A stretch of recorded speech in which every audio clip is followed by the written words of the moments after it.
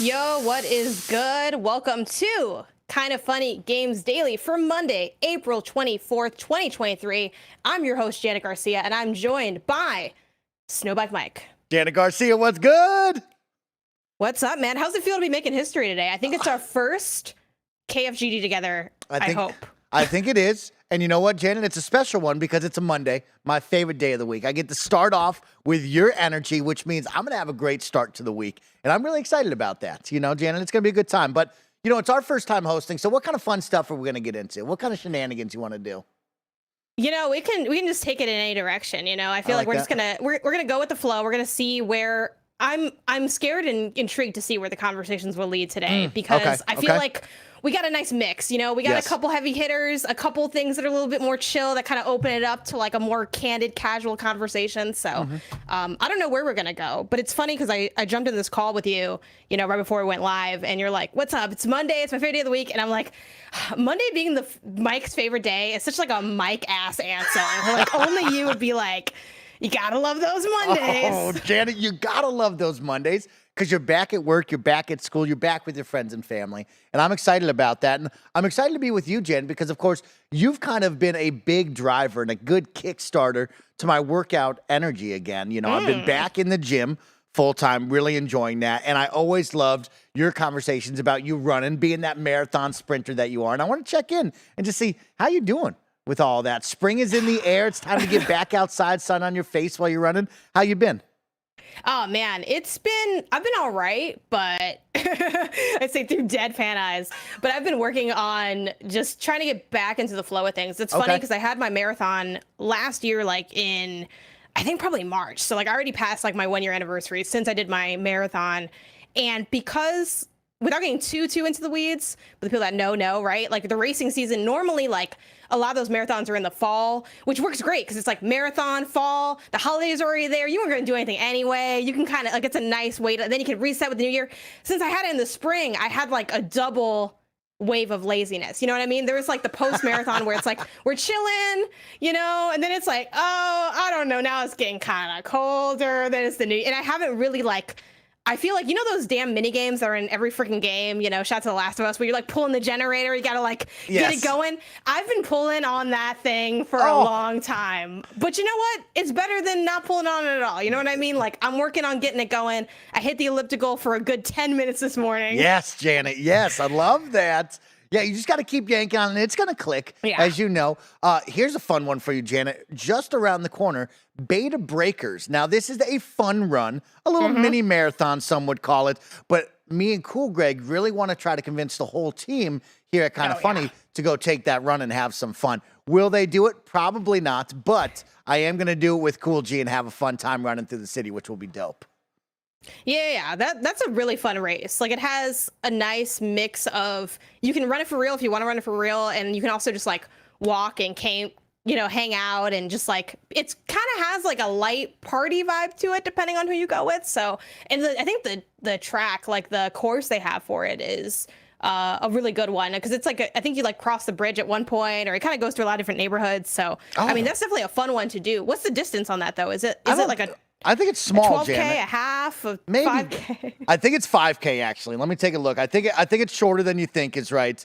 Beta Breakers distance. But yeah, I like the fun run idea, especially for this team. It's 7.46 miles, so a little bit less than 7.5. Not too far on that one, 12K.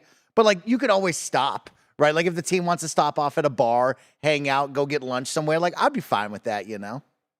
Yeah, that's good. That's good energy to bring into it. And speaking of good energy, we're going to bring you with some great energy today. We're going to hit you with that energy because today's stories include Horizon 3 being confirmed, which, what a great day to have me. Horizon 3, you know, that's my bag. You know, we're going to be in it. Oh, I like it. That's what I'm about. I don't want to spoilers it, right? We got Horizon 3 confirmed, Crystal Dynamics' secret project, and more, because this is Kind of Funny Games Daily, where each and every weekday at 10 a.m. live right here on youtube.com/kindoffunnygames and twitch.tv/kindoffunnygames, we run you through the nerdy news you need to know about. If you're watching live, you can correct us when we get stuff wrong by going to kindoffunny.com/you're-wrong. Corrections only. I don't want any editorialization, any, oh, did you see the thing? Or, oh, I want to add my... Just Just the facts. Just the fact. When we mess up, hit us with a "you're wrong." Just the facts. But if you want to go a little bit deeper, of course, Janet, they can hang out with us after the show. We'll tell them about that in a little bit. You know that. Oh man, you already know what it is. And if you don't want to watch live, of course you can watch later on youtube.com/kindafunnygames or listen later on podcast services around the globe by searching for Kinda Funny Games Daily. Remember, you can use Epic Creator Code Kinda Funny on all Epic Store and Epic in-game purchases like Rocket League and Fortnite to help support the channel. To be part of the show, head to kindafunny.com/KFG to write in with your questions, squad ups, and more. And remember, patreon.com/kindafunny will get you the show ad-free plus a bevy of bonus content. Some housekeeping for you. If you haven't already, check out Barrett's new video on youtube.com/kindafunnygames, all about why he loves Star Wars Jedi Fallen Order to get hyped for Survivor later this week. This is a topic that I've heard Barrett talk about so many times in passing on shows, mentioning like whenever he kind of gets the chance, whenever it comes up, so to have it be really collected and be like the full version of all those thoughts that Barrett has. And, you know, if you haven't seen Barrett from behind the ones and twos, like he can spit among the best of them. So please definitely go check that out because when Barrett like gets in his bag, it's unlike anything you've seen. Cool. So please roll with that. Freaking queue it up. Just roll through Barrett's content. You know, make it an afternoon. Make it an evening. Oh, why not? You could stay there all day and get lost in the Duffy with Barrett. Janet, how you feel about Jedi Fallen Order? Tell me about that. Is that your game? Is that your thing? You know, honestly, the series hasn't clicked with me yet because I jumped in really early when it was like still really technically rough, and I jumped in on an old console. So I'm looking forward to this next one to kind of like kick off the dust, jump in with something fresh, and see, you know, if they've kind of managed to pull off like hitting the ground running a little bit better than they did last time. And then, of course, you know, we're in a new generation. There's a lot of hype around this. So I'm excited to check it out. It has a lot of the makings of what I like in terms of, I think, the traversal and how like that functions. Like I dipped back in, but I haven't, you know, completely ran through it. What about you? What's your history with it? Janet, I stopped playing very early on because I did not like the map and the traversal going back and forth trying to figure it out. So I dropped that a long time ago. A lot of people are mad at me. They say I should beat that game in prepreparation for number 2. Well, I'll probably just play number 2 without playing the first one. You were like, Janet, I should just go to the second one, right? I was like, no! That's a terrible way to do that. Janet, do you have... This isn't God of War 2018 where you can just start off with Kratos' story. This is going to be a sequel to Fallen Order where there's a big important story with the character growth of Cal Kestis. Again, youtube.com/kindafunnygames. I'm playing a lot of X-Defiant, you know. And God, Janet, are you concerned because there's a lot of games coming up here? You know, right around the corner, you talk about Jedi, then Redfall, and then, of course, Zelda. Are you concerned? A lot of games here. A lot of games for you. I mean, I'm no more concerned than I always am. I feel like I'm always on, you know, it's like, you know, we're here in California, like forest fires are a threat. It's like the fire watch kind of thing where it's like, it's always kind of yellow. You know what I mean? Like, when have we been a green? Also, I might be saying those out of order. I don't remember. I don't have it memorized. I'm not freaking Yogi Bear or the Forest Bear, whatever that bear's name is. Hey, but it's like that level, you know, I'm kind of always lightly on alert, but at the end of the day, I'll throw it all aside for Tears of the Kingdom. So it's like, we don't really have to worry too much. And no, who would blame me? You know what I mean? Like, we can just pass on through, but we'll see what I can knock out. But what about you? Are you worried about juggling all these titles we got coming up? Always, Janet, right? I mean, I'm always juggling different games. I'm always getting pushed and pulled different directions to try things, right? The only thing that is stuck with me right now is Crime Boss Rockay City, and that's just because I can't get enough of that terrible game. Just can't get enough of it, Janet. Minecraft Legends I had some fun with, but like quickly was like, okay, cool, thanks for this RTS, I'm on the move, you know what I mean? So nothing has really grabbed me and said, hey, let's park the bus and hang out for a while.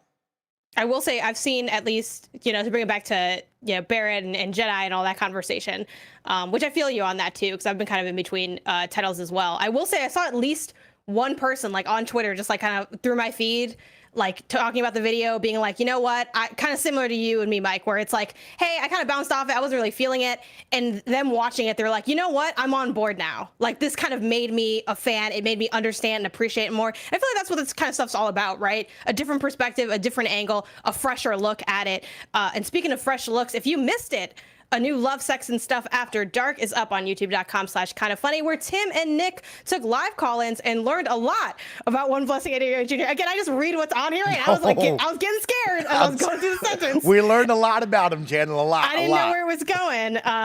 And if you want to see where it's at, youtube.com/kindafunny. And also, again, what Mike alludes to on YouTube and Twitch, there's going to be a 30-minute post show where SnowBikeMike and me hang out and take your YouTube Super Chat questions. So the questions will be coming from YouTube Super Chat, but all y'all can check it out, hang out, and enjoy what those answers hold for us. So stay tuned after today to hang out with us before the next Kinda Funny stream starts. Thank you to our Patreon producers, Tripod Plus Plus and Delaney Twining. Today we're brought to you by Rocket Money, but we'll tell you about that later. For now, let's begin what is and forever will be the Roper Report. It's time for some news. We have 5 stories today. A baker's dozen. Very nice. Kicking off with a headliner, Guerilla casually confirms Horizon Forbidden West sequel that comes over from Eurogamer, who writes, Horizon Zero Dawn and Forbidden West developer has casually confirmed something we all expected. Yes, that's right. We will be getting another outing with Aloy and company in the future. In a recent management update, Guerilla announced that its studio director and executive producer, Angie Smets, was set to start a new role at PlayStation Studios as head of development strategy. Along with the customary words of appreciation for Smets' work at the company, Guerilla also laid out the groundwork for its new look management team. Guerilla will now have Joel Eschler, Hella Schmidt, and Jan Bart Van Beek heading things up at the studio, and this is where things get interesting. Here is what Guerilla had to say on the new roles within the company. We have full confidence in our new leadership as they steer Guerilla towards a bright future, expanding the world of Horizon with Aloy's next adventure and our exciting online project. So there you have it. Horizon Trilogy has been confirmed. Mike, does this surprise you? Janet, not at all. But of course, I want to start off with, hey, congratulations, Angie. That's awesome stuff. It's always great to hear people moving through the ranks and doing awesome work and being, of course, rewarded for that awesome work. So congratulations on that. But Janet, back to Horizon, not at all. I mean, congratulations to the team. They're making some bangers out there. This game always looks stunning. It is awesome. The idea of futuristic robot dinosaurs was, of course, going to be a killer, great choice. And every time I see screenshots of this, whenever I rarely turn on my PlayStation and play this game, I'm always blown away by what it is. And yeah, I think the trilogy had to be done, right?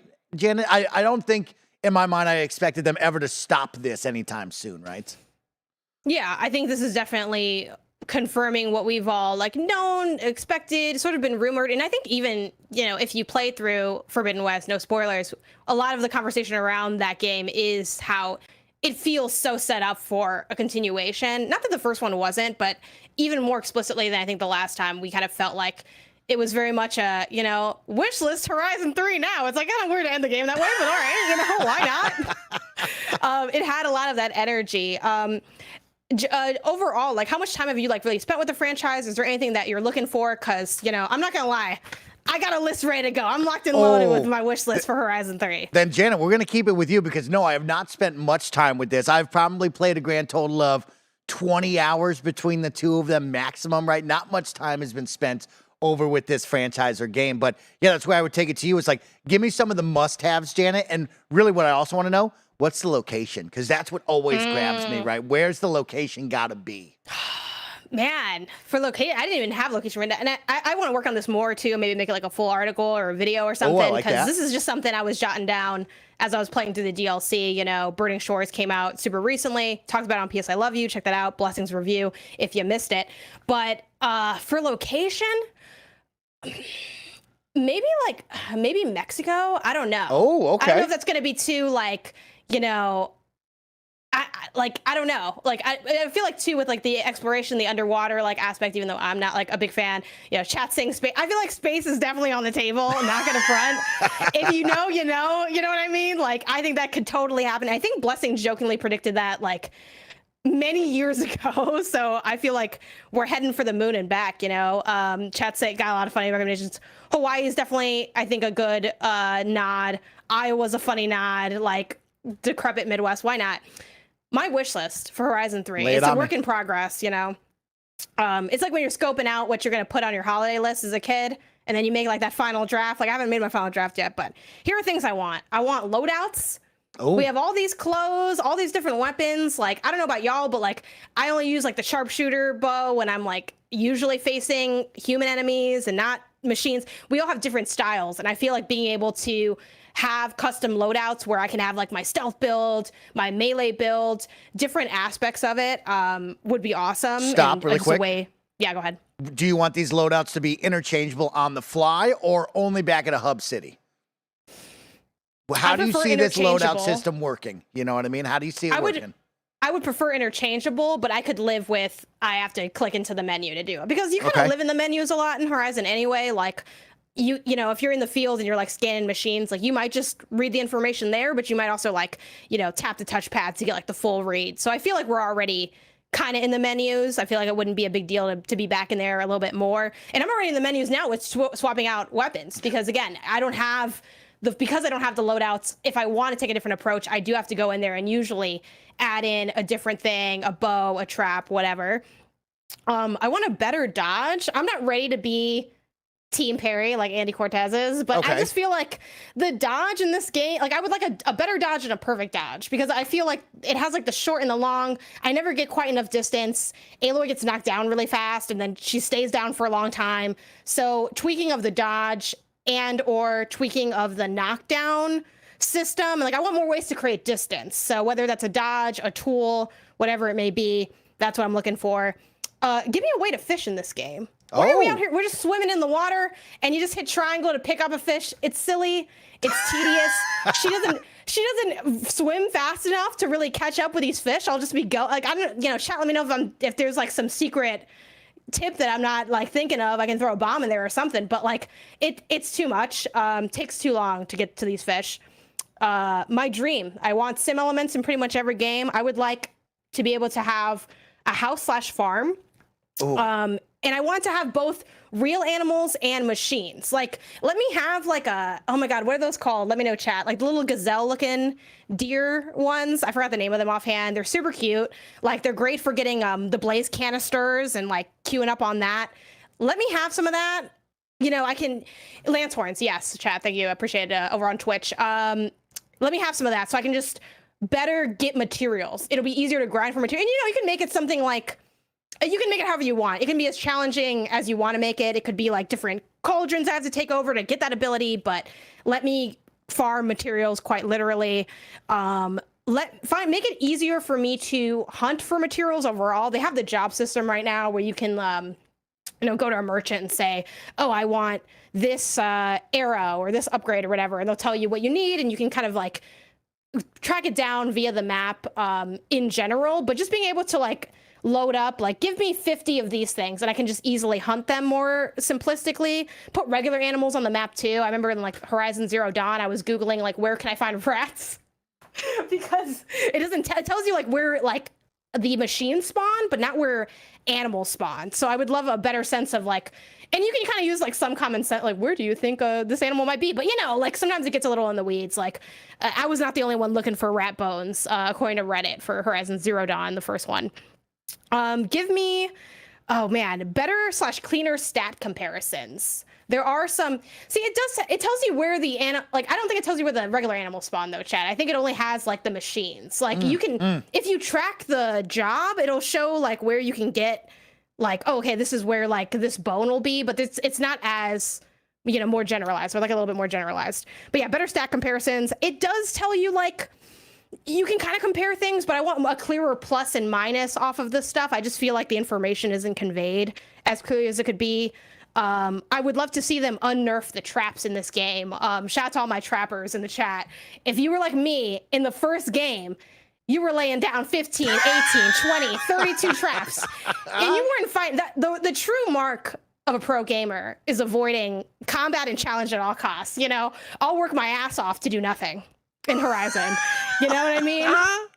Let me know if you had this strat in any game, Mike, where it's like, I'm out there grinding for materials, I'm laying down, I'm spending 30 minutes before I engage, you know? Yes. This is like, you can't breathe in this battlefield without setting something off. I love that, Jana. Jana. I love that your mind works like that. I absolutely love it. There's people who just run in and go balls to the wall. I love that you take your time. Make sure that you own the battlefield. I like that chess game. I like that. Exactly. Why not? It's not like I can't do anything else, but it's like, why would I want to? You know, this is where I live.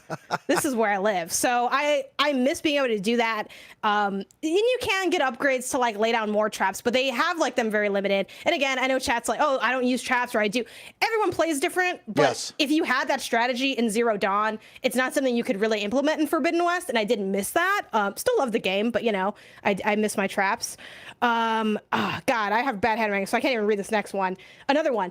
Golden a golden travel pack. So in Forbidden West, you can fast travel for free from campfire to campfire, which is cool. That's fine. That's nice.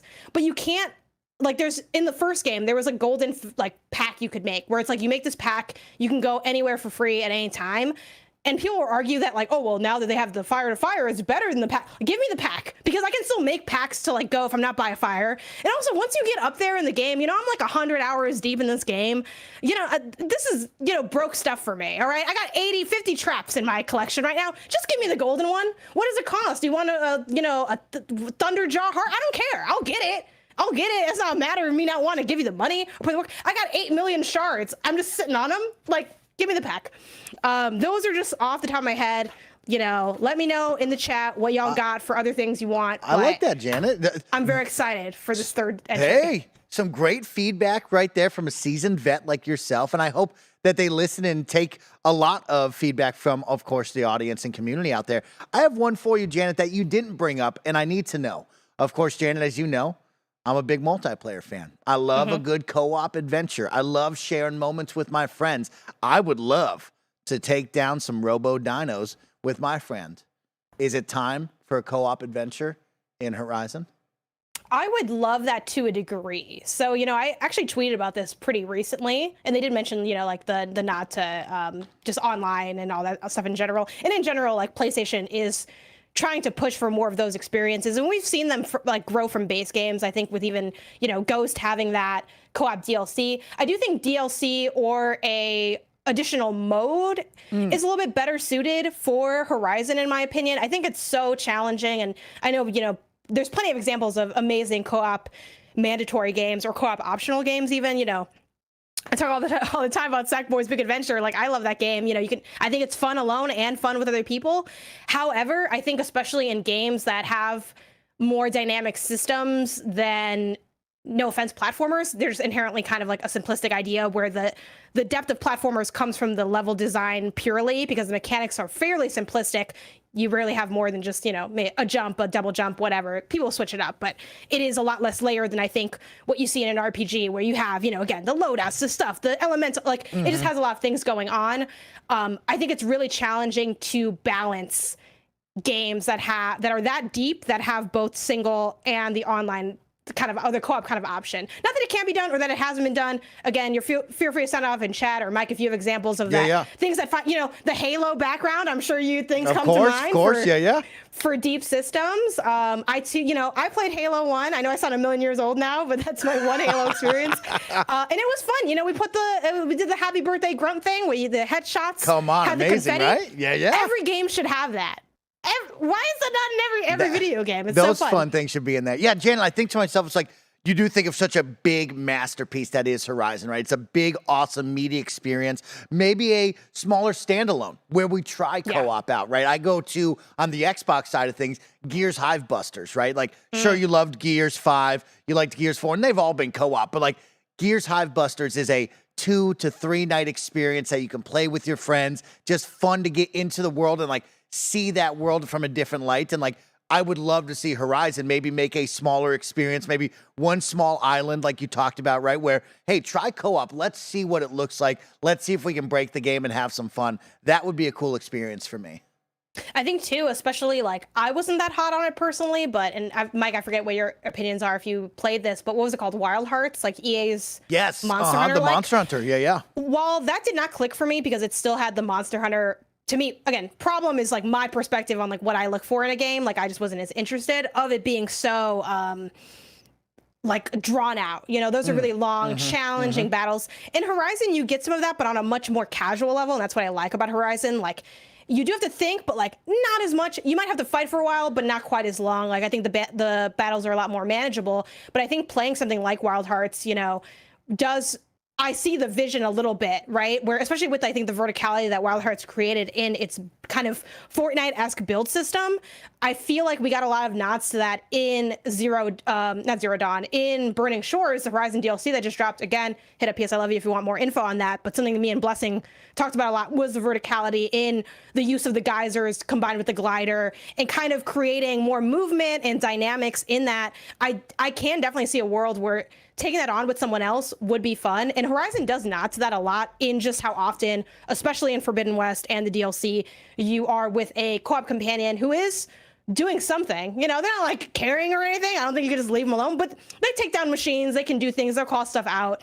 And the idea of like, I can kind of, you know, you see the vision, right? It's like that NPC could just be someone that I actually know. You know, it could be Mike, it could be Bless, it could be Greg. And how fun that would be to, like, again, talking about different styles, have one person be the trap person, have one person be like the person luring them, taking them out. Like, I think there's so much fun to be played with there. I don't know that I'd want it in a full game if I could have my way, but I could see it being successful in a full game. I'd probably prefer it in a more standalone mode. And then if anything, maybe there's a spin-off game that's co-op if they see that it's success. And then it kind of, you have your cake and eat it too, right? It's like, hey, if it sucks, it doesn't really like muddy the franchise. And if it's good, you're like, wow, look at how good this spin-off game is. Like, you know, I think you could kind of have your cake and eat it too in that way. I think the perfect middle ground for that is like maybe just like a challenge room all about hunts, right? Like you think of Monster Hunter and they had the smaller arena where they throw the dino in with you and you fight that crazy monster. What if it was just small challenge rooms that you and your friend or maybe two others can jump in and we give you the big giant robo dino and you go hunt it down and we keep it smaller and simpler instead of the whole game. That could be a little good blend of both right there.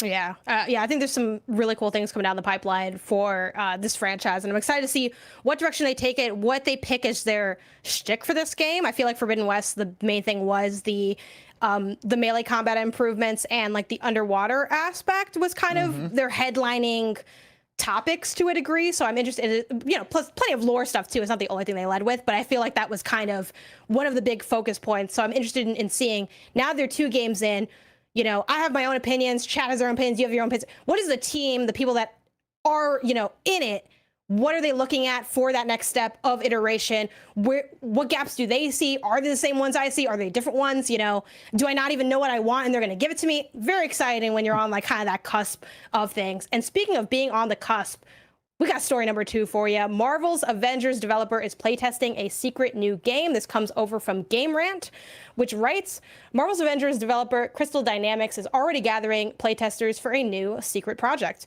Crystal Dynamics had already made a name for itself by developing the Legacy of Kain series and the Tomb Raider reboot games before releasing Marvel's Avengers in late 2020. Shout out to Greg Miller.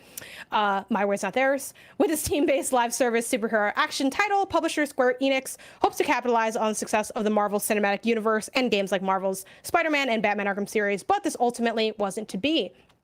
As far back as Marvel's Avengers pre-release build-up, the game had caught significant backlash for its character designs and the touted live service model, the latter of which raised concerns that Marvel Avengers would be paid to win in its mechanics. This would only grow as Marvel's Avengers launched to a lukewarm response from players, culminating in the announcement that support for Marvel's Avengers will end later this year. The latest Marvel's Avengers update that was released late last month was its last and made all of the game's cosmetic items completely free of charge, on top of 2 final skins for Iron Man and Thor.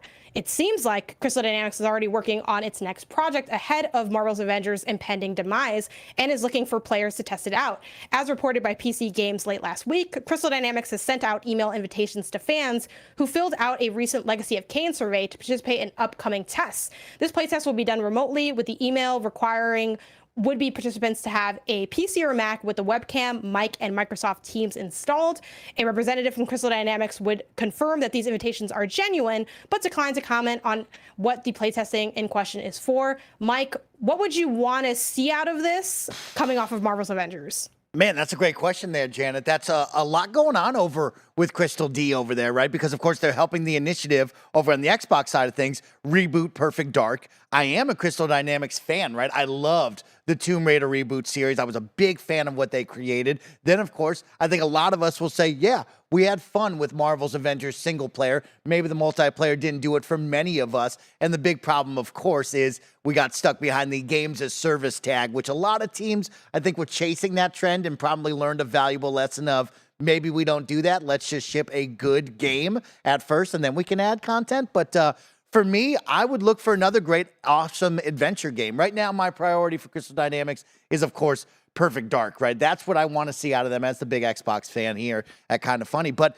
when I think of that team, man, oh man, they make awesome adventure games. I don't know about Legacy of Kain. I never played that one. But if there's another one and it's in anything that I've seen from that team, I'll be excited about it. What about you? I'm kind of in a similar boat, with a little bit more removed than I think you in terms of like having like that Xbox connection, seeing that, you know, they're working on Perfect Dark, which Chad has mentioned, like, oh, I'm pretty sure it's like a different team within that team, right? Obviously you can have a studio working on multiple projects, and that's not uncommon. But yeah, you know, much like you, I mean, I don't know. It's weird. I feel like I'm coming off as weirdly an old head on this episode, but I'm like, I'm just not into like the live, you know, online stuff, the live service aspect in general. Like I was never enticed by that in Marvel's Avengers, just not my style of gameplay for the most part. There are very few live service games that end up hooking me. And even the ones that hook me, like, you have me, but like, I'm not really there. I'm just kind of like, I'm there culturally. You know what I mean? Like I got my Fortnite, you know, the crew or whatever, but like, have I opened it in a while? You know, mind your business, right? It's like, all right, I'm living my life. It's like the gym membership of gaming, where it's like, I'm there, I'm giving my money. I'm like, at any time I could, you know, I could pull it back and then I'm right back in there. You know, you don't know what's going to happen. So I definitely would like to see something more traditional. I mean, I'd be shocked if they went like a different route. But, you know, it's cool to see that they were like in those early phases and that they've also like been willing to confirm that, yeah, we're like looking into stuff, we're playtesting things. Obviously from the, unsurprisingly, right, with the having like the mic and the webcam and all that, like these are going to be, this is probably the first or the early iterations of direct conversations with players on what they're looking for, what they might be. You know, I don't know if there's going to be like a, you know, a license thing, if they're kind of building the bones of it and then kind of seeing what's the skin and lore that's going to go on top of it. I'm not really sure what their approach to this is going to be, but I'm excited at, again, something new. I'm always looking for what that next thing is. Obviously, Marvel's Avengers didn't pan out, but I do think there was some really sound design in that main campaign. So, you know, I'm optimistic about what's to come next. It can't, it's going to sound really mean, but I don't think it could be worse, right, than what happened. Like, it was pretty rough. It was a rough time. It was a rough launch, and it didn't end up being what people wanted it to be. I think anything new is going to move them forward in some way. Like, I have to feel like this is going to be a step in the right direction in terms of refreshing the conversation, I think, around Crystal Dynamics. And, you know, maybe Perfect Dark is going to be the first piece of goodwill in a while that are kind of get the ball rolling in this conversation about what Crystal Dynamics brings to the table. Yeah, I'm excited to see what it is, Janet. I don't know. You'll have to correct me. I'm sure the chat will as well, right? You think of Perfect Dark is going on. Then, of course, you have this unannounced game that's being play tested or, you know, wants to move in that direction. What about Tomb Raider? Didn't they announce recently that someone's making a Tomb Raider? I would assume it's that team, right, Janet? You know, I don't fully remember offhand what's going on with Tomb Raider. So that's gonna have to, you know, be like, if y'all hit us up on it, like if anyone like, if it comes to mind. But like, I'm not exactly sure what's up with Tomb Raider at this point. I'm pretty sure that's Eidos now. You think I was gonna say I believe we have a Tomb Raider game, but like, do you worry that there's too many projects, too many chefs in the kitchen cooking at once there, and you should focus on one or the other? That's where I really want to take this conversation with you, Janet. Of like, when you think of a team, right? And I know they work on multiple projects, but do you worry that like, hey, maybe we got too much going on at once?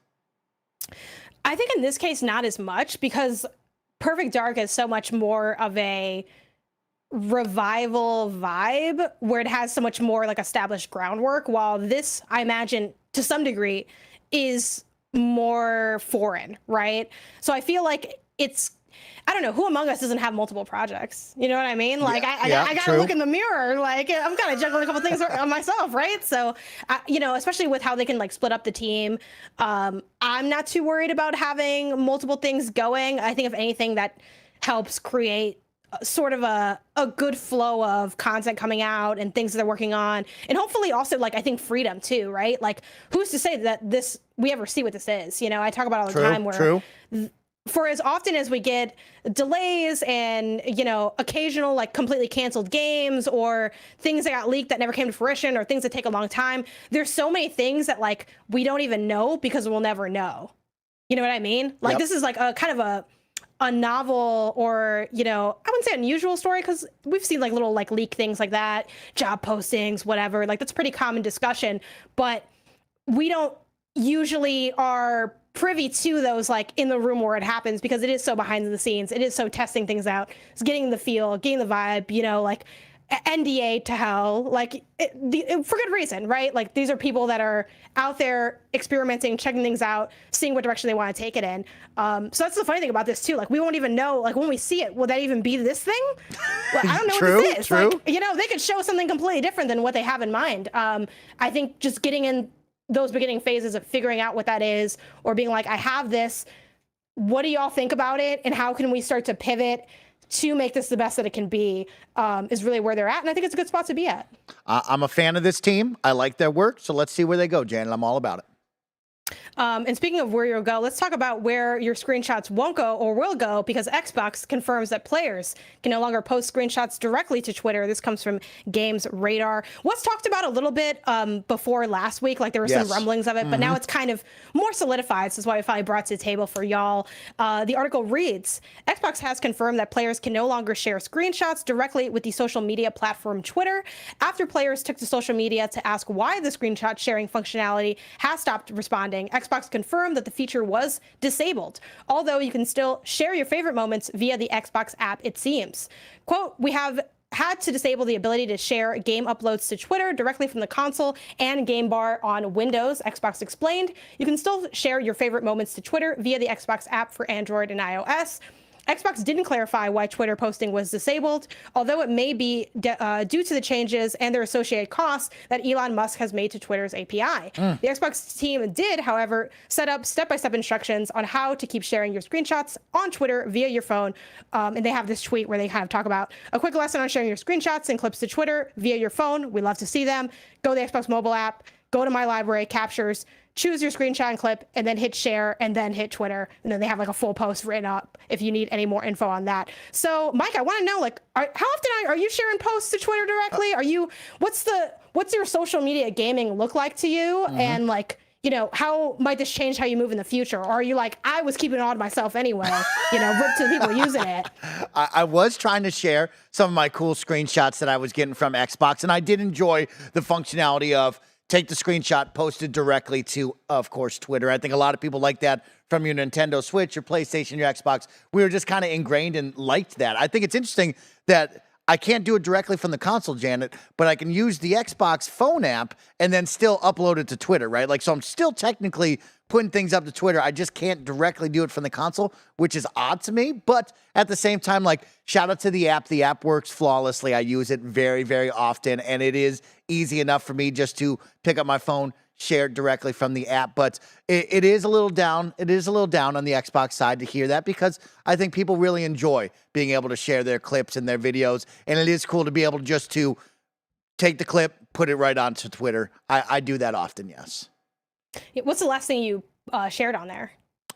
You know what? It probably, see, here's the tough part. Now that we review games, you and I, Janet, I can't do a lot of like early stuff, but like I'll always save one. Probably the last one I did was Minecraft Legends with my cute bunny hats. I did give Minecraft Legends a quick $20 to buy a cute bunny hat in the game. Oh, yeah. So shout out to you, Blackbird Interactive. But yeah, I think, geez, that was just last week. I probably would have shared some Dead Island stuff, but can't do it early in review season like that, you know.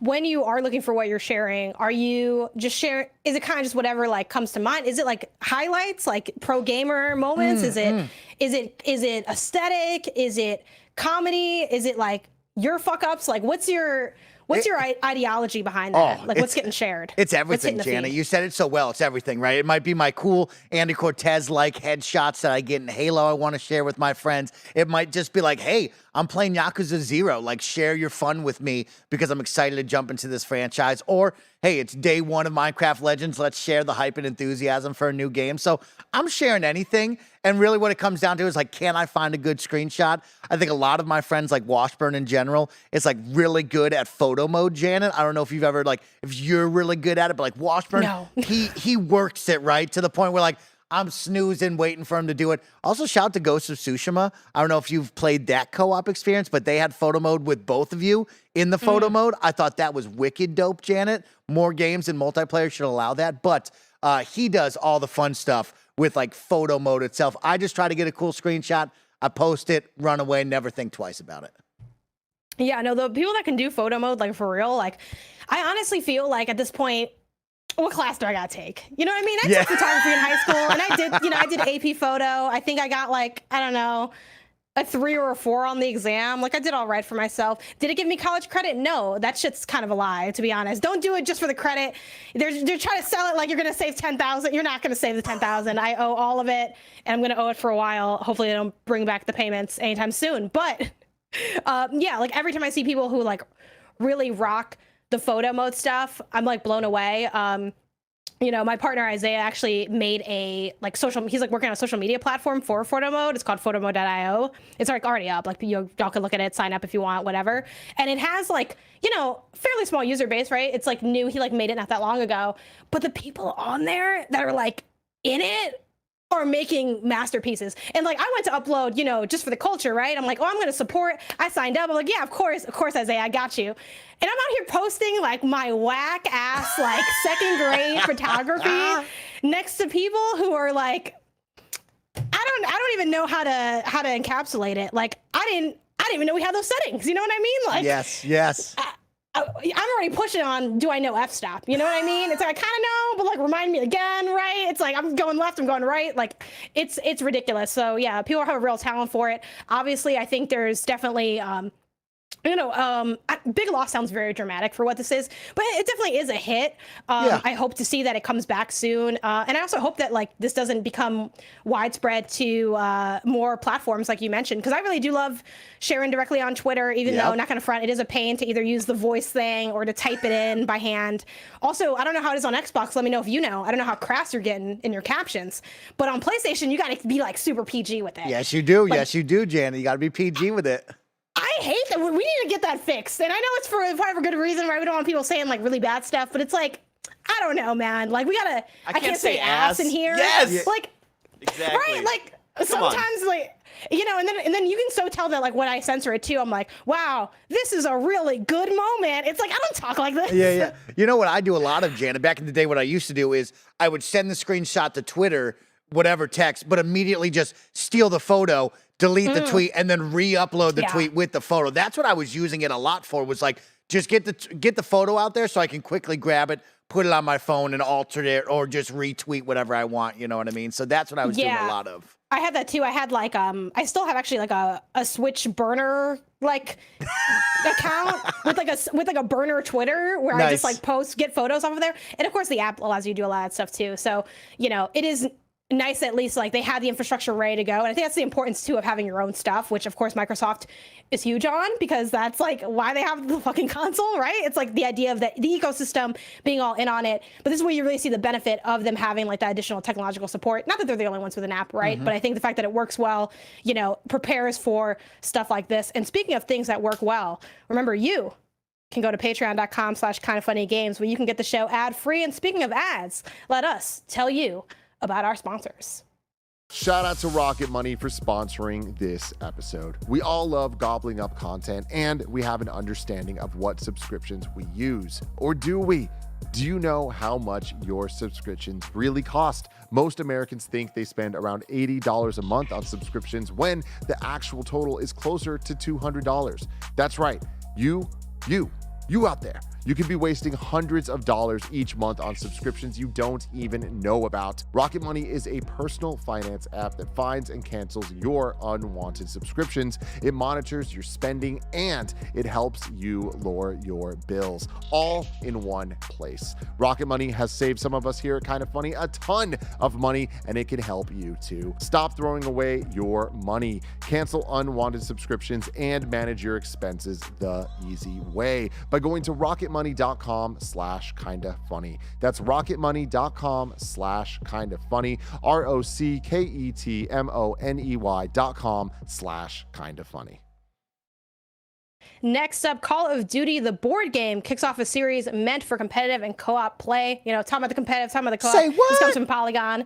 Call of Duty, the board game, is an attempt to translate the thrilling, high-stakes action of the classic franchise of first-person shooters at the table. Developer Arcane Wonders, known for a sheriff of Nottingham. Now I feel like you with the cover thing. It's like, it's all in my head. You right? know? Yeah.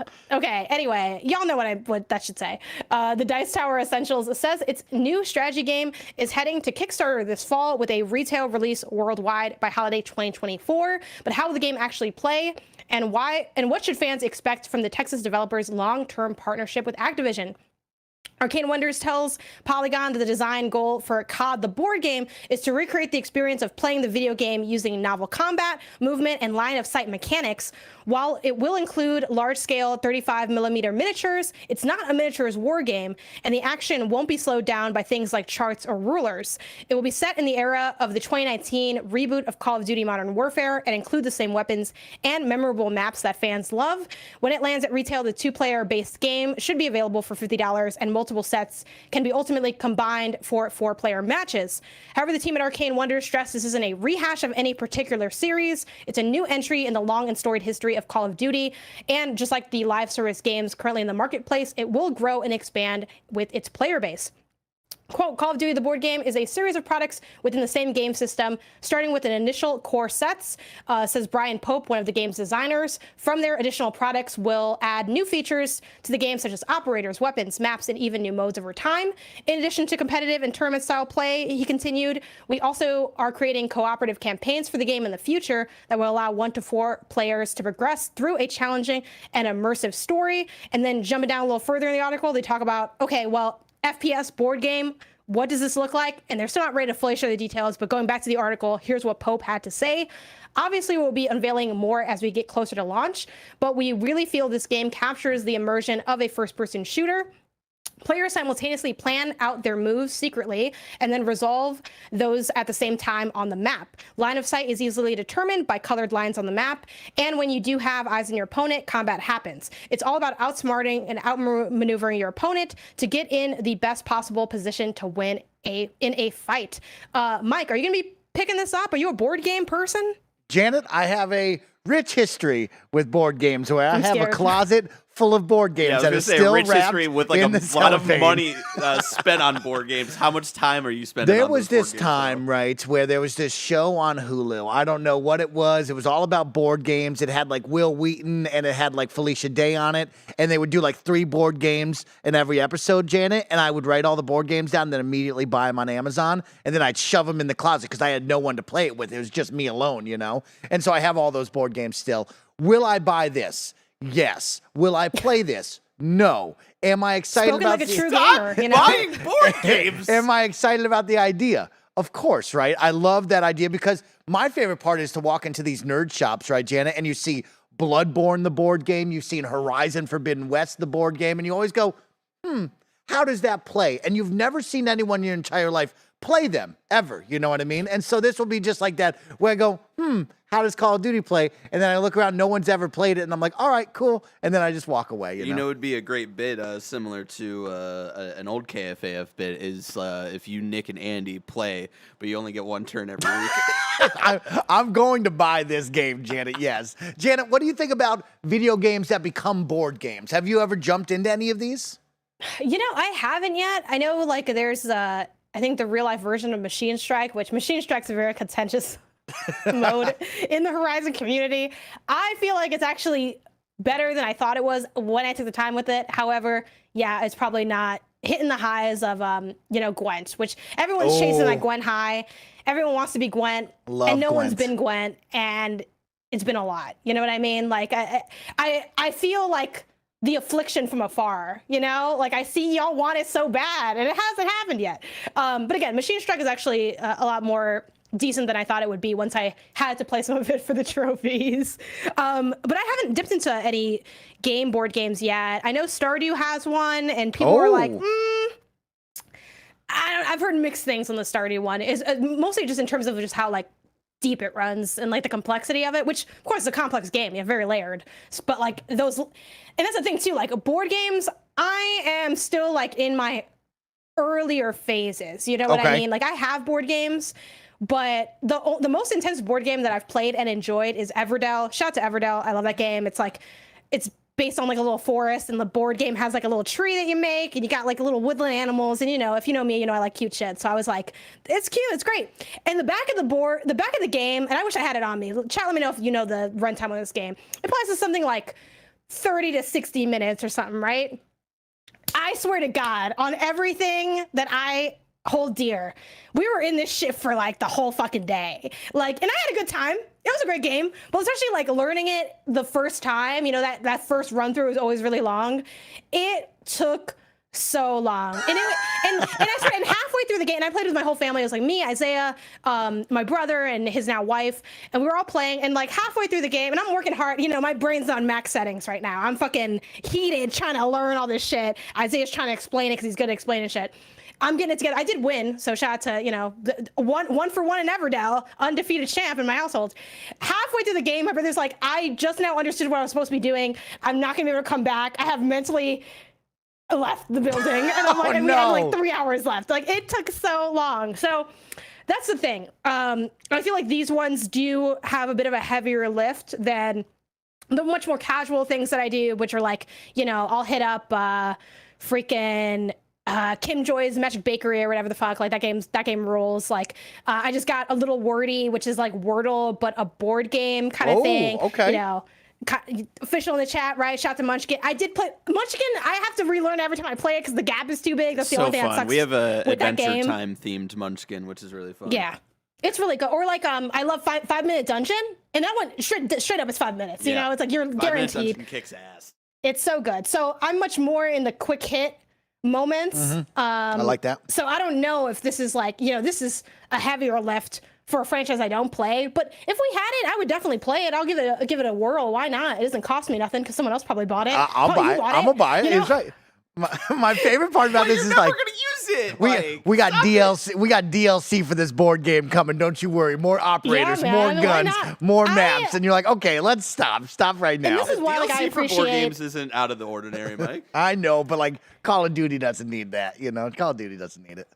I do appreciate though, like us having the same vibe of like and I don't do this for all the time. I'm not as wild as you are with it, but like sometimes like I just be getting stuff to have it. Like the other day, literally, I had like, and I told the story I think on PS I Love You, but I had like an intense need one day. I woke up and I thought about getting this for a long time and I just never did. And then I was like, you know what? I really need to get this. I was like, Isaiah, we need to go to the store. I need to buy this item. I could give you there's no way you could guess what this is. So I'm just going to jump straight to it. If you're listening, take a second. What could I possibly have bought if you don't already know? You would never guess. It's, of course, the Super Mario Bros. Encyclopedia. Had to have it, Jen. I love that. I went to my local video game store. I hit up Barnes and Noble. Like I was looking on the site, thinking of like. When I walked in, I didn't know where it would be, so I had to ask the worker. Like I'm looking for this thing, and I was wearing like my Animal Crossing dress, and it's like it's all very cliched. But have I read any of this? I have read maybe one sentence. Like there you go, Janet. That's all you need. Because by the time the day was done, I was kind of too tired, and then I just never opened it again. And now it just lives with me. Janet, I love that because, of course, up at the Tahoe house, I was getting everything ready right before I moved. Of course, I put in all this effort to make it a home finally before I finally leave, right? And I got a coffee table, and I was like, you know what a coffee table needs, Janet? A whole lot of video game art books. Hell and I yeah. went on Amazon and bought about 15 of those things, right? Oh my I God. probably That's too much opened for a them. coffee I table. probably You get, like, opened them up 2. once, you know what I mean? I'm never opening those things. Now they put in a box, got thrown in the garage. See ya, never saw them again, Janet. You need to do like Mike's ultimate, like I would tune in for this live stream, Mike's ultimate day, and you just dig into like all this random It's Yes. Star Stuff. Wars, Yes. but it's just Mike's shit. Star you know? Wars is right. But Jenna, I Oh, love man. that. Yeah, if you got that urge, you got that feeling, get out there and go spend some money. Enjoy your life, have some fun with it. Exactly. Speaking of having some fun, let's close it out with a little factoid about the Super Mario Bros. Movie, which holds off Evil Dead Rise for its third weekend box office victory. This comes from IGN, which writes, the Super Mario Bros. Movie is jumping ever closer to 1 billion in its third weekend in theaters, as it has brought in another 58.23 million domestically, on its way to a global total of 871.83 million. As reported by ComScore, the Super Mario Bros. Movie is sitting at 434.32 million in North America, and only saw a minor drop of 37% from last week's 87 million performance. Its 58.23 million run helped secure its best third weekend domestic box office earnings for an animated film, as it passed Incredibles 2's 46.41. As it stands, it has now placed just ahead of Spider-Man No Way Home's 56.02 million to secure the 7th best domestic third weekend ever. Mike, does this surprise you? And also, are you part of the Mario movie legion of stans? I mean, first off, it does not surprise me. Big congratulations to the team over at Nintendo and beyond, because it is a great movie. It is beautiful. It is everything that families and, of course, gamers will go out and love. So, no, not at all. I am a Mario movie stan. I want them to make more, Janet. And so I'm all about this. And that's why I want to flip the question back to you is, first off, can you believe this? Are you excited about this? And, Janet, when we're ready to make Nintendo property movie number 2, where do we go? Oh man, am I excited about it? I mean, I think shout out to the team, right? Like, Yeah. It's great for them to have that success. Obviously, people have really enjoyed the Mario movie. I didn't really like it that Oh, much, which is okay. shocking. Yeah. I know, I'm dropping this at like 1 minute left in the show, so like if y'all want to get at me, hit the super chats. We'll talk Hit those about it. super chats. We'll dive in. But it did look really beautiful, and it did have like some nostalgia vibes. And I did laugh a lot during the movie. So, not the worst. And my dad liked it. So Okay, there we go. Whatever. Yeah, I've taken bigger L's at AMC than the Mario movie, unfortunately, because I was watching everything for a while because I had the stubs. I just dropped stubs, so now it's like a whole nother thing. Now I really got to be vigilant now because it's like, okay, this is actual money. Stubs money doesn't feel real because you're already paying it. It's like I gotta love that. go. Love that. I am sad though, because now when they say like, and a special thanks to you, like it's not me anymore. I'm not the elite. You're not in there. You're not there. Was the A-list line ever shorter for concessions? No, but I walked there because Janet, I earned it. You know what I mean? I'm from a small town, Janet. We had one movie theater, and it had one line, and that's all. I knew the lady behind the counter. It was a nice family mom and pop shop. I moved down here to San Francisco. Now they got 2 lines. The guy's telling me I'm in the wrong line because I don't have a special pass for that. All I want is some soda and some popcorn. Mike, you know? I'll take you to a local theater. I'll take you to a mom and pop shop theater that I really I didn't love. know we needed a pass for the line. It's so crazy, Janet. It's so wild. Yeah, I got that TSA pre for, the AMC. But yeah, I think to go back to your other question, what's coming up next? Yeah, what's next? Well, I mean, obviously, light spoilers for the Mario movie tease. If you haven't seen it, you don't want to know okay. what they tease at the end of like the second post credits. This is your warning for that bit. They show like the egg cracking, like the Yoshi egg. So I do think they're probably going Yoshi next. I don't know if they'd go Yoshi's Island. Maybe, kind Okay. of makes sense. Like, I don't know. And then, but what I would love to see, deep as fuck cut. Let me know in the chat if y'all know what I'm even talking about for this. I would love to see, everyone's talking, Luigi's Mansion. And yeah, that'd be cool. That'd be great. Let's just go weird with it. Let's just go into the weeds. Give me Mario movie from the books, the adventure books that came out. If you read those when you were a kid or when you were maybe in high school because you're older, I don't know, whatever. I don't know how old you are listening to the show. The Mario adventure books were so fun. And I read one called Brain Drain, where like, I think at one point, like Yoshi his brain was like swapped with like another mind. It got bonkers. Like it's a whole thing. That's Give crazy. me some horror, right? Give me some strange shit, right? As long as it looks good, no one's gonna care what's happening. So just put anything on there. Why not? Why not? Why not? Why not? I love that, Janet. Yeah, get crazy with it. Go wild. But of course, you know, the next thing for the Mario movie franchise is so far away. If I want to know what's coming to mom and grab shops today, where would I look? Janet, I would point you and the best friends to, of course, the upcoming list of upcoming software and titles brought to you by the Kind of Funny Games Daily Show host each and every weekday. Yeah, I forgot you don't do the jingle. I know. You don't do that jingle. Out today, we got Runark for PC, Shadows of Doubt for PC, Smile for Me for Switch, and God, if I know what the icon this is, and Transmorgify for PC. What is this platform that is listed here? I have to oh my God, I'm digging in the weeds here. I don't know what this image is. I'll have to show you later. It's blue and it has like a triangle shape to it. I don't know what this is. This is from like IGN's like upcoming game list. Yeah, this I is don't a know what that crazy is. puppet game. I've seen this Shout out one. to Smile for Me. This was the game that I played at the Mix, Mike. I remember like you seeing me play this for a while. Yeah, it seems to be some really interesting. Like you're kind of at a mental health institution and you're like kind of helping people deal with some things, but you're still in an institution and things get real weird and real creepy real fast, especially if you stay up at night. You know, maybe there's some commentary on, you know, people helping other people and institutions maybe not liking that for the lack of profit. I don't know. But yeah, really cool, really weird game. The whole kind of main mechanic is you communicate by shaking your head left to right or up and down to say yes or no using the camera controls. So that's how you mainly communicate. Super cool and super weird. Definitely prepare for some charm, but also prepare for some real creepy vibes, I'm going to say. So yeah, I feel like this would be good keep that on your radar.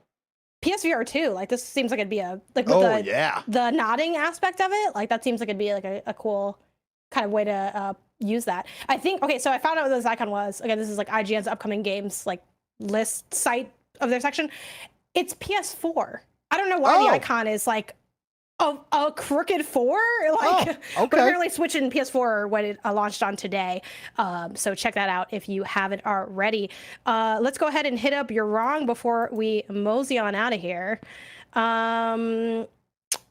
Okay. So someone wrote in and just said just the facts.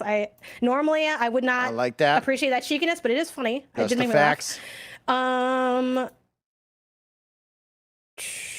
Someone did Nano did add Crystal Dynamics has already been reported on working on a new Tomb Raider game with Amazon Games as the publisher, and linked over to PlayStation Lifestyle for the source. Thank you. And other than that, yeah, someone added that Nitro also tossed the same information. And that's about it for You're Wrong. So thank y'all for helping keep us on the ball with that. This week's hosts are Tim and Fran, ? Probably. We said it on Friday. We're saying it again today. So it's seeming more and more likely as we approach that Tuesday. On Wednesday, we got Blessing and Tim. On Thursday, we got Blessing and Austin Creed. On Friday, we got Tim and Blessing.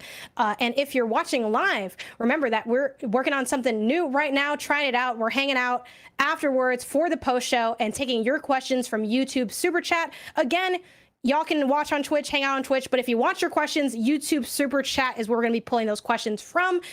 So check that out on YouTube. 30 minutes, me, SnowBikeMike, ask us whatever comes to mind. We will answer it to the best of our abilities. This has been Kind of Funny Games Daily. We're each and every weekday live right here on youtube.com/kindoffunnygames and twitch.tv/kindoffunnygames. We run you through the nerdy news you need to know about. And until next time, Game Daily.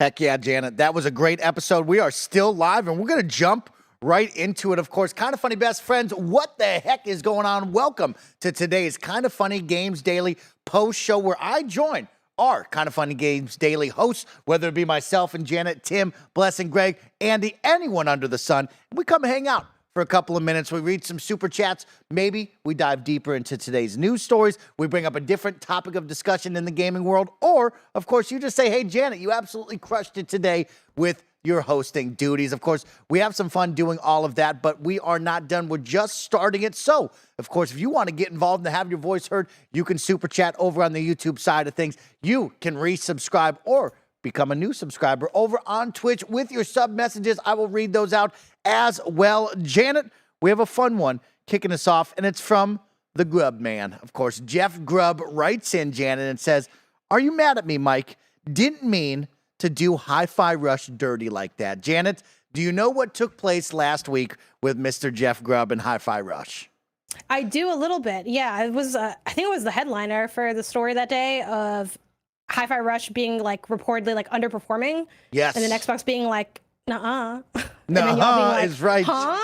Liar. Now, Jeff Grubb, of course, I am not mad at you at all. I know that story was spun out of proportion from what you were putting down with everyone. And, you know, Jeff Grubb's one of those big dudes right there. He's just my favorite guy around, Janet. The only thing I'm mad about Jeff Grubb is he moved away from me further to Ohio, of all places. And nobody likes Ohio, Janet. Fuck you, Mike. I mean, That's the where I'm river, from, the dude. river catches on fire. That's Yeah, my where No, you're it sucks. from, I'm not just where kidding. you're at, Also, you know what I mean? Andy, your mic is not on. I just want to let you know that. Oh, I thought I was turned on. Oh. Yeah. There you go. He's getting it on. Yeah, there you go. There you go. Hey. Of course, Andy and Janet, I'll kick it over to you two on this next question. We have a fun one coming in. Of course, it's Greg's birthday on Thursday, and we got a big birthday bash planned out. Janet, you're a big-time Twitch streamer. Andy Cortez, you're a big-time Twitch streamer. Massive. On your birthdays, Gained a lot of weight. you two, what do you guys like to play? What is your ideal birthday game stream? Janet, I'll start with you. It's your birthday. What game do you want to stream and hang out with all your friends?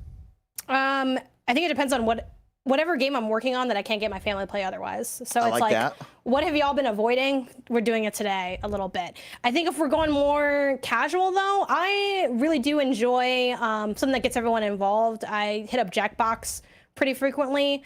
I forget the name of the game, but there's a game there it's like a science labby game where they take your personalities and they like try to determine like little factoids about you, like kind of like identify your personality. And that one was super fun. Some of the like lying, guess who's like, who got the different question, imposter type games in Jackbox are really cool. And then it doesn't work as well as I hope it would, but like the sing songs, like the Just Sing or All Sing or whatever the hell, are really fun. Like, and they work well enough. It's just like the app's a little bit janky. Like I would like it to be a little bit better, but those are super fun. Like they got like we got the Queen pack, we got ABBA, and like hanging out and singing those is a good time. But Look, karaoke at home. I like that. Andy, what about you for your birthday?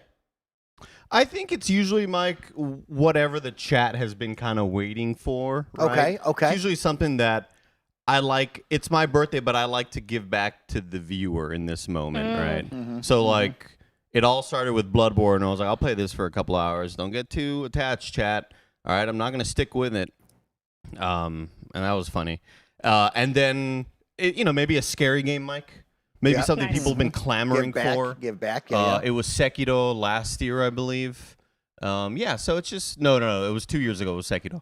So, yeah, it's just something that maybe people have been waiting for. Maybe something like, hey, let's celebrate this moment. This is going to be a big deal. I like that. That's good stuff right there. Of course, Greg's birthday is coming up. If you have some fun game ideas that you'd like to see Greg and all of us play, please let us know. Of course, Austin Creed will be in the building. So will Poe. So we have some awesome best friends joining us for a fun time. Let's kick it to our next question. Of course, Kind of Funny Best Friends. You can, of course, get involved with your super chats, just like Sid Harth wrote in and says, hey, Janet, what legendary game will come out alongside Horizon 3? Any guesses? I don't know what that means. Legendary Bloodborne game. 2. Because they always get cursed, dude. Yes. Bloodborne 2 is a good call. Okay, It's okay. a good call. Okay. Yeah, because they had Breath of the Wild, and then they had Elden Ring. Elden Ring. I was like grabbing the words in my mind. Do we Elden look Ring. for a different developer? Like I feel like it's got to be a different developer. Half-Life every time. 3. Half-Life 3. Oh, that's good. Like a different genre too, because I feel like it's always a little bit different. Usually, the common thread though is it's a big world that they're like eclipsed by. You're gonna get because sucked otherwise, like you can away just from finish this it, one. you know? Yeah. Oh, I like that. I didn't. GTA 6 is a great call. Oh, that's a good Holy one. shit, I feel like Tom it's too Hughes. soon. I feel like it's too soon for that, but that would be perfect. Perfectly awful for them if that happens. You sure you think it's too soon? Because I think Horizon 3 might be in, what, 3 years or something? That is true, yeah. I don't know. I feel like whenever I think of when does GTA 6 come out, I'm like, double it and give it to the next person. Like, I just feel like it's going to be really, like, Love whatever we that. think, it's a little bit more. So, yeah. I feel like that could be perfect timing. Because I think GTA 6 is, when we saw that leaked footage, was that footage was from several years prior, I believe. Okay. So, like, I think we are maybe 2 years away from GTA. Okay. Too many. Too many is right, Yeah, big dog. exactly. I love that question. That's a fun one. Didn't even think of that. And yeah, so true. Great job, you two. Let's keep it going on with my guy. PD V Man writes in and says, Janet, you absolutely crushed it, but why aren't you in to Mario? Italian. Janet, what's up with Mario and you? You know, we're good friends. I think the Mario movie, to keep it brief for sake of time, is it just doesn't really have like a driving force or a message behind it, and that's what made it kind of middling. You know, and people always use the like, oh, like, I don't get it. It's a kid movie with the kid. Why? I mean, I don't know. Why do I review fucking games? Like, we can say that for everything. You know, I think there's a lot of good family-oriented films, and I don't think Mario movie is one of them. Yeah, you know, it looked nice, and I did laugh a lot, but I laughed because I feel like I finally honed in on my opinion of the Mario movie during the Min-Max spoiler chat that we had on it, where I said, like, and if you watch The Office, you'll know what I'm talking about. The Mario movie felt like Michael Scott's Threat Level Midnight. Like, at any time, anything could happen. And that was what was funny about it. But it wasn't supposed to be funny. It just was because I'm like, I don't know what's going on here. Like, at any point, something ridiculous will occur. Like, it felt like a thing of fan fiction in that sense. Like, I'm like, so like, you know, I'm like, oh, now Bowser's singing. So I was rolling because I'm like, who knows what's gonna happen next? Like, you know, Mario's out here flying like he's Tails. Like, I don't know what's going on, and I don't know what's gonna happen next. And I'm just here, and I'm seeing stuff that like I recognize. I'm like, oh yeah, like I know that bomb, and then it was over. So I was like, all right, you know. That's why I'm Thank worried you. for whatever. I'm just really worried that Illumination is going to continue to make a lot of these. Because, yes, I had fun. Yes, it was gorgeous. And I loved all the little nods. And the music made me smile. But it isn't, like, the ideal situation for me. And I said this on our review. I really wish Phil Lord and Chris Miller, the Lego movie people, the Lego Batman movie people. Those are I good. wish that team, who's also like kind of Spider-Verse team, obviously, right? They are the Spider-Verse team. I wish that team had the reins and infused a lot more character love and character arcs that felt meaningful instead of just like, you know, character arc 101 type shit. And I'd be a lot happier. Even though, again, I walked out still happy and I still recommended people go watch it. I just kept on thinking it could be better, Mike. Could be Be better. a little bit better, right? I watched it on my phone. Yeah? On TikTok, yeah. How'd that go? Well, I slept through the first time, Okay. and then yeah, I that's watched right. it twice on TikTok. A lot of people just putting movies up on Twitter nowadays, too. Pretty cool. It's like, hey, here it is. Enjoy your life. Did you catch it like on someone's live? Or Yeah, did it was you on watch, someone's like, 80 live. parts? I was just on someone's live, just scrolling through. Oh, here it is. And I flipped the phone over, just started watching it, Janet. That Threat level honestly midnight. is fair. Like for the next ones, like I'll watch the next ones just like for curiosity, but I don't think I'd head to the theater for it. I think I'll just watch it. Like, you know, it seems like a good like Sunday. We're throwing on Netflix or whatever streaming service it's on, and Yes. we're seeing what's up. You know. Now, we talked about it a little bit, Janet, of course, like what is next, right? And that's what I want to hear from you, too. I think you brought up some good ones, Janet. Like, I think Luigi's Mansion is a win right there. I think that's a good one. I would like to see Donkey Kong, but actually, when you bring up Luigi's Mansion, it's like, that's where I'd like to go with it. Andy, what about you? Where would you like to go next? I mean, ideally, I would love. I'm not sure what studio should work on it, but I really, really, really want a Metroid movie. Just kind of a pulp action adventure with a lot of, just a lot of tension, you know. But like, it's got to still be for kids, obviously. So it's gonna be kind of, you know, cute in some ways, but. I really want a Metroid movie. I think a Zelda movie is probably going to be the toughest thing that they could try to pull off because I really, really don't want a Zelda movie in that same vein. That's like worst case scenario. Really? Of them making because I just don't think you can treat the two IP the same. I mean, you think he's got to be next? Like, in all honesty, they got to be looking at the big board going like, that dude is next. He's going to be number 2. It's definitely a threat, Janet. Link is over there like, God, no, don't call me in. Don't call me in. Yeah, I'm really worried about if they were to try to make a Zelda movie because I think you can treat a lot of things in the world the way that the Mario movie was treated, which is it's comedy, and Zelda has a lot of that. A lot of the NPCs are silly as shit. But the Mario movie, I don't think really worked out in a lot of different ways. I like my good friend Paris Lilly writing in, Janet. He says Luigi's Mansion would be a perfect series for animated shorts. I think that would be fun as well. But what about you, Janet? What do you think? So I have to go back to what I had mentioned on KFGD proper with what is this Brain Drain, the 12th and final book in the Nintendo Adventure book series, even though it's never going to happen because this would be a terrible idea, but I'd love to see it. And I'm going to read the synopsis for y'all because I didn't have it at the time. So here is the synopsis. Story from the back of the cover. Yoshi's head aches. Evil Iggy Koopa has created a device to switch the brains of the creatures in the mushroom worlds. When he gives Yoshi the brain of a sinister Koopaling, Mario and Luigi jump into action. With the help of Dr. Sigmund Shrinkosaurus. Oh! They try to stop Iggy before all their friends in Dinosaur Land lose their heads. As in all the Nintendo Adventure books, you control the action. Only you can make the choices that allow Mario and Luigi to halt the chaos caused by Iggy Koopa's brain twister machine. Help crack codes, solve puzzles, conquer mazes, subdue enemies. That is the plot, and it's amazing. I loved reading as a kid. I need to buy this book again because I want to read it because you choose the different paths. And I know they're doing something with Yoshi, so why not swap his brain with something? It's a super deep cut. It would be goofy. It's in the tone of whoa, what's going on? Why not? You know what? The more I think about it, the more this is the next movie. I like that. Good friend of the show, Chris Anka, writes in and says, Illumination is owned by Universal, which also owns DreamWorks. Yeah. So they could give you Zelda like the Puss in Boots team, which could be fun. Chris, that would be incredible. Chris, do whatever you got to do over there, okay? I believe in you. I believe that you can wield your power of influence to make the right choices over there. I love that.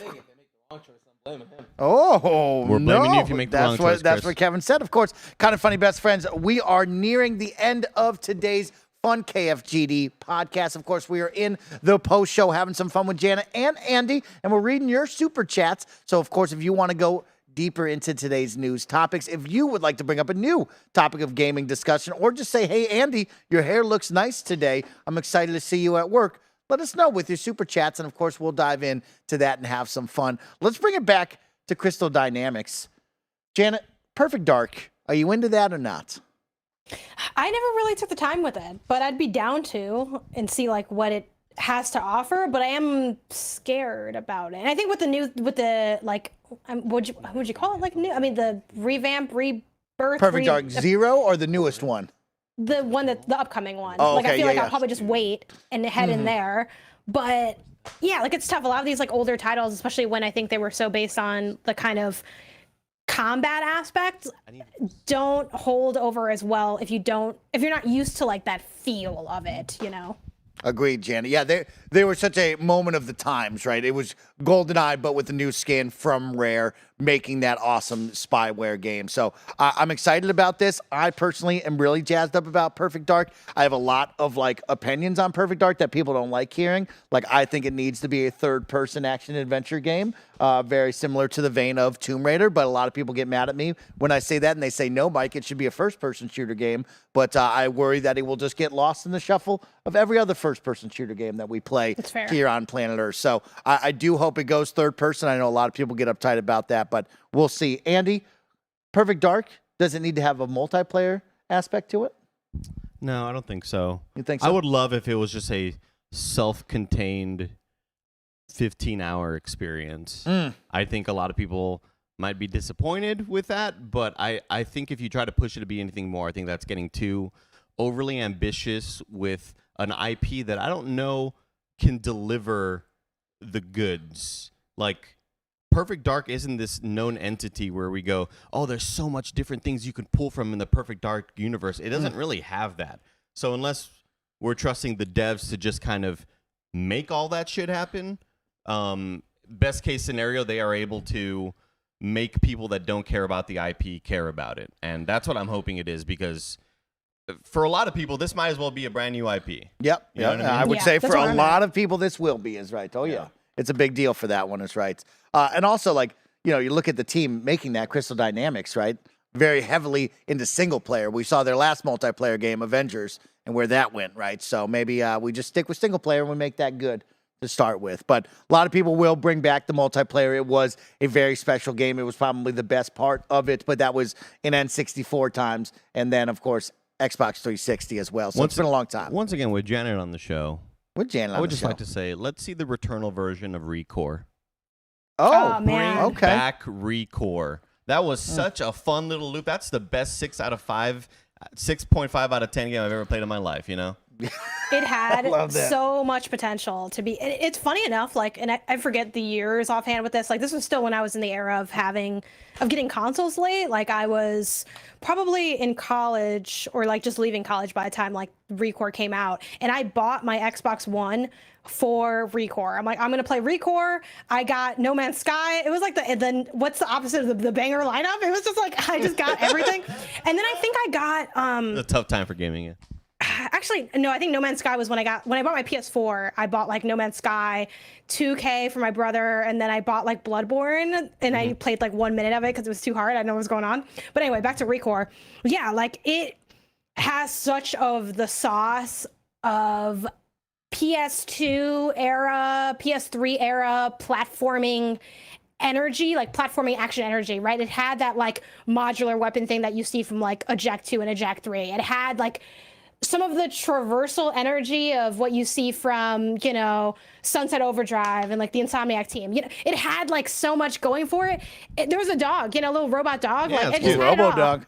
It had it all, but the pieces didn't fit together, right? And it was just like, man, this thing really missed. But I feel like if you redid it, and this goes back to my like, unfortunately, the games that really need remakes don't get remakes, because if it wasn't critically acclaimed enough to be sold again, it's not going to get remade. But like, if you remade Recore, I think you could make like a 9. Like, I think if you just take another stab at it, like that's a 9. A 9 right there. Well, of course, Janet, as we start to ramp down, I have one more for us to talk about. Of course, we're going to segue into today's afternoon stream. Of course, Mike and Nick in the afternoon is back with one Andy Cortez, and we're going to go on location somewhere fun. And of course, Janet, I'm going to pose this question to you. We're going to talk about it. You know, what does your car smell like? That's what today's episode of the Kind of Funny Morning Show is going to be all about, is what does your car smell like? Mike, can I move your car into the shade for the shot? Yeah. Where are your keys at? My little box thing. Your little box thing. The little rolly box. All right, thing, thanks, you know what I buddy. mean? Janet, what does your car smell like? What do you got in there? We got like almost nothing in there. My Okay. car is, well, one, I don't drive. I don't know how to drive. I've never driven, and I'm scared too because I'm worried I will hurt everyone and myself. So I have like not that. driven yet. I'm working on it. It's on the list. That's why you're a ever-evolving list. rollerblader. You can go up to 60 miles an hour on the highway and rollerblade. It's on the pile with like it's like Mike's Call of Duty board game. Like it's Yes. like we're gonna get to it. We're gonna get to it. But Isaiah has a car. He has the Tesla Model 3, I think. It smells like nothing. He keeps that thing clean as fuck. Ooh, Like love that. he just washed it yesterday. He washes it all the time. Like he cleans it all the time. It is pristine. So like it probably smells like, I don't know, air freshener or like car clean. And then it's just, and the interior is white too. So it's just like, I mean, I don't get scared going in there, but you know, I'm on alert, right? You don't want to like pull a Blessing and like spill your 7-Eleven slushy all over everything. It's going to live in there forever. So it's like just super clean. At what point does the care sort of slow down? Because I hope soon, because whenever he I- still has new car syndrome, and it's like he takes it a little too far. I'm like, Yeah. let someone breathe on that car, and he's like, I'm taking it in. I'm taking it in because I got the warranty. You know, it's like, all right, new it's car it's a little syndrome much. is what we gotta call it, because I know everybody in the world is like this, and some people continue to be that way because maybe they're just cleaner people and Yeah. they care about their products more. But when you get a new car, New car. you just like you treat that thing like it's gonna be inspected every day, right? And like, at what point does that wear off? Is it like a 6-month thing, 3 months? What point do you just kind of like, oh, that's fine. I don't mind that I dropped, you know, a wrapper of Belvita breakfast biscuits, blueberry down there, you know. Oh, yeah, you just call it. You know, that's an interesting one, Andy, because I have never been the biggest got to keep up on the car cleanliness, right? Like, I'll be there every now and then, but, like, I'm not there with a toothpick just, like, cleaning it every single day, like, you know, most people. I'm not doing that, no. I look at all the crumbs Except in my for- center console. yeah. I'm like, God, I'm gross. I need, like, a little Clorox wipe up in here. Well, today's afternoon stream will hopefully get you there. Janet, it has been an awesome Monday to kick it with you. Thank you for all your energy and the fun. Thank you to the Kind of Funny best friends for tuning in to Kind of Funny Games Daily. This has been another fun afternoon post show. We will see where we go with these. Of course, this is something new. It's something different for us. We're kind of in a testing phase. If you guys like this, please let us know. Thank you for supporting. And of course, we will see you just in mere minutes as we go take it to the streets for a fun afternoon stream. So scared about With this. that, goodbye, everyone.